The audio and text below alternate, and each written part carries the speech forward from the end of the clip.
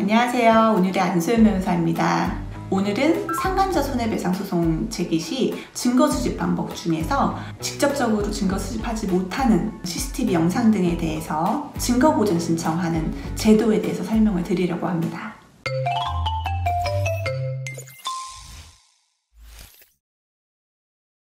배우자의 상관행위가 있을 때 우리가 가장 쉽게 수집할 수 있는 증거는 배우자의 핸드폰, 노트북을 통한 메신저 대화 내용, 그 우편으로 날아온 배우자의 카드 결제 내용 등이 있습니다. 근데 이제 우리가 배우자의 문자 메시지 아니면 카드 결제의 내용을 통해서 배우자가 모텔을 간 날짜를 알게 되었어요. 근데 이 사람이 상관행위를 한 것도 내가 알고 있어요.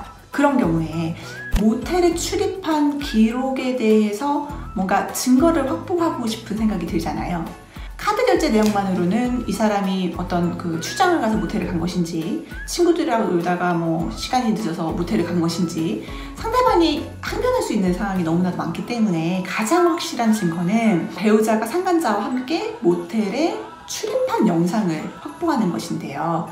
이 부분은 사실상 개인이 자력으로 확보하는 것이 어렵습니다. 땡땡 모텔에 배우자가 일주일 전에 아니면 며칠 전에 갔다는 사실을 알고 모텔에 전화를 하거나 아니면 직접 찾아가서 내가 사실은 내 남편이 아니면 내 아내가 바람을 피웠어요. 그래서 이걸 꼭 잡고 싶은데 도와주세요 하면 마음이 약해진 사장님이 이거 알겠습니다. 이거 꼭 혼자 보셔야 돼요 라고 해서 자리를 비켜준다. 이런 상황은 사실상 거의 일어나지 않습니다. 우리가 영화나 드라마를 보면 가끔 호텔 그 프런트에 있는 직원이 어떤 그 정의감에 불타서 협조를 해주는 경우 등을 볼 수가 있어요. 그래서 이런 장면들을 보시고 내가 수집할 수 있지 않을까? 라고 생각하시는데 영화는 영화일 뿐 현실은 녹록지가 않습니다. 그럼 경찰을 대동하는 건 어때요? 경찰서에 가서 이런 불법행위가 있으니 같이 수집을 해달라고 하면 가능하지 않을까요? 이건 간통죄가 합헌이었을 때, 그러니까 간통죄로 처벌할 수 있을 때는 경찰의 그런 수사 조력을 받아서 CCTV를 영상을 확보하는 게 가능했지만 간통죄가 위헌이 된 지금은 상간자의 그 불법행위라는 것은 민사상으로 위자료를 청구할 수 있는 그런 행위일 뿐이지 형사적으로 처벌할 수가 없기 때문에 우리가 경찰에 동행해서 수사 협조를 받고 CCTV 영상을 받아내는 것은 불가능합니다. 그렇다면 아예 방법이 없는 걸까요? 라고 생각하시겠지만 방법이 있습니다. 바로 증거보전 신청제도입니다.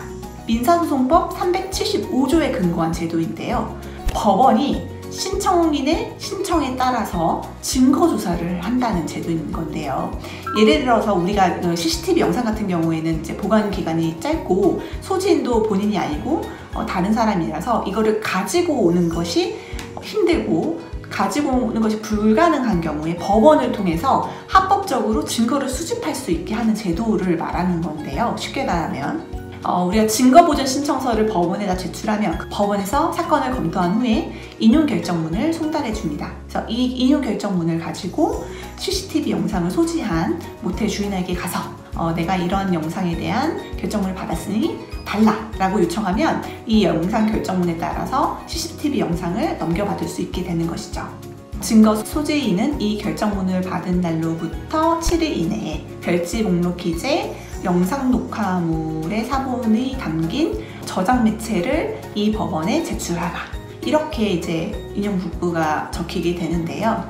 이런 인용북부를 받기까지는 사실상 2주 정도의 시간이 걸립니다. 그래서 증거보전 신청이라는 제도를 제가 말씀드렸는데 사실 여기서 제일 중요한 거는 속도입니다.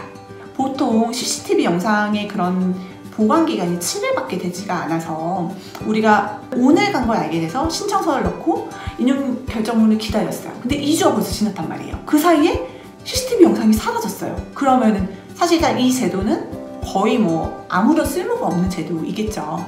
그렇기 때문에 이런 그 CCTV 영상이 없어지는 것을 방지하기 위해서 실무상 저희 사무실에서 그리고 많은 법률 사무소에서는 일단 증거보전 신청서를 빠르게 제출하고 증거보전 신청서 제출함과 동시에 그 CCTV 영상을 가지고 있는 측에다가 우리가 이런 증거보전 신청을 진행 중이고 곧 인용 결정문을 받을 상황이다 라는 사실을 인지시키고 영상을 좀 보존해 달라 라는 그 협조 요청을 드립니다.